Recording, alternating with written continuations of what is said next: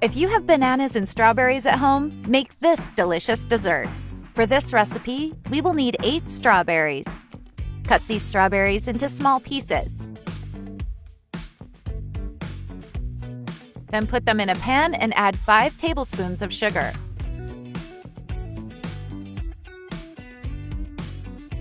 Stir until the sugar melts and forms a syrup.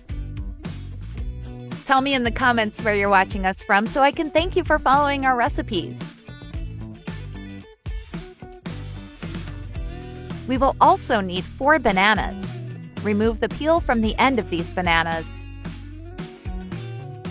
To continue, in a frying pan, add oil. And when the oil is hot, add the bananas to fry.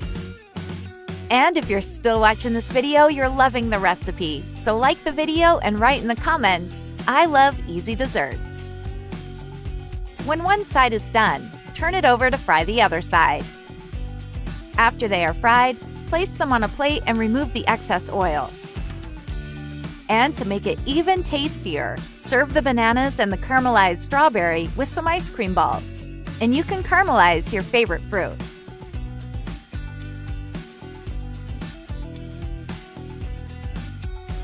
And our recipe is ready. Now you just have to enjoy it.